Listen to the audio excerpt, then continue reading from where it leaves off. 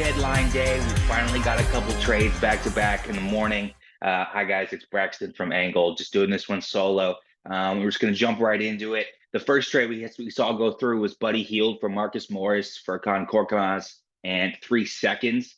The Pacers finally moving on from Buddy Hield. In terms of fantasy winners, I think Andrew Nemhard is a big winner.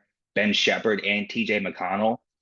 Those three guys seem to be locks for the rotation moving forward. I'm not sure Marcus Morris and Korkmaz are going to touch the rotation. Between those three, it seemed like Rick Carlisle was kind of throwing out a random DNP for one of those three every couple games, just because there was no room for all four of them in the rotation, including Buddy. So if you're an owner of any of those three in deeper leagues, in redraft leagues or in dynasty leagues, I would feel pretty good about this move. Nemhard can definitely play the two. TJ McConnell definitely is going to, stay locked in as that backup point guard because Nemhard won't have to shift down. And Ben Shepherd should stay in the rotation, I would think, as that 3-point shooter off the bench. I mean, Buddy Hield's minutes were trending down recently, and there's no reason Shepherd can't hang out in that 14 to 16 minute range. For the Sixers and Buddy Hield, Patrick Beverley, I think maybe is a loser here. It's possible he gets some less minutes moving forward even though there's no Embiid.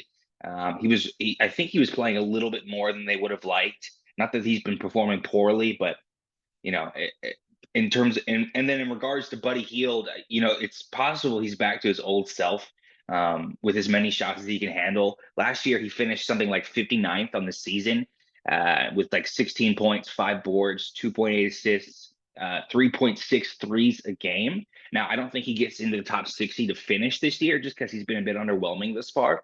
But I think it's definitely within the realm of possibility for him to finish that within that for the remainder of the season, right? He just needs to start hitting his shots, and he's really going to get as many touches as he wants on this Sixers team that seems to be making a push for the playoffs, even without Embiid. They want to stay in a good position to where, when he does return, they can still make some noise and probably have a decent seed. So I would expect maybe another move or two from the Sixers today. Maybe obviously smaller ones. Andre Drummond was somebody that was linked there. So, look out for stuff like that. The second trade I want to talk about real quick is Kelly Olynyk and Ochai Agbaji for Kira Lewis, Otto Porter, and a 24 first. That's the Jazz and the Raptors swapping. In regards to the Jazz, when we talked about Fontecchio yesterday, after he got moved, we debated whether or not it's maybe Taylor Hendricks' time. Now it's definitely clear that it is. In redrafts, 14 teams and above need to grab him ASAP. He's definitely a nice 12-team speculative ad, I think. There might be a little bit of a period where he needs to heat up a little bit. I don't expect him to come out swinging right away, but in 10 teamers rather, I would it's definitely a wait and see. But if you're a dynasty owner of Taylor Hendricks, I would be very excited about this. Somebody else to look out for is Bryce Sensabaugh. I know they're getting Otto Porter back, and he can't really stay on the floor, right? I mean, the Jazz have to play some wings. It can't just be the guards and the bigs like we've talked about. I wouldn't be surprised to see him get some minutes, a low amount, but I wouldn't be surprised to see him get some minutes here after this trade. Deeper leagues, definitely somebody I want to keep an eye on. He's kind of that. He's just a 3-point shooter, which is something that any team can use, but the Jazz, especially after moving Fontecchio and clearing some minutes up at the top with Kelly Olynyk. Also, it's possible Walker Kessler gets close to 30 minutes finally after he's been hovering around 22 to 24 for the entire season.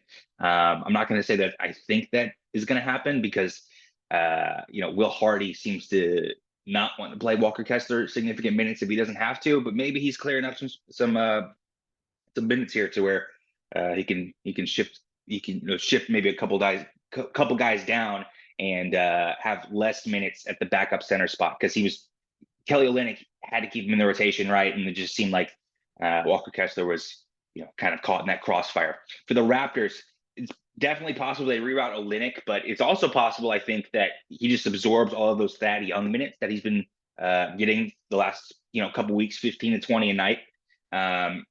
if you own Kelly Olynyk in any league, I wouldn't stress. I don't think this affects his value at all. He was still hovering below 20 minutes on that Jazz team, and I don't think there's a chance, even if he stays on this Raptors team, that he hangs out or just sits on the bench all night and doesn't play. Ochai, I'm not sure this affects him too much. This is now a surprisingly deep Raptors team at the wing. Bruce Brown obviously is likely to get moved later in the day, but I'm still not sure this makes Ochai a pickup. Maybe in the deepest of leagues, he's somebody you can grab. But it seems like they want to prioritize RJ Barrett and Grady Dick moving forward at those 2-3 spots. I just don't know where he exactly fits in with this team. So I don't know if this changes his value much at all either.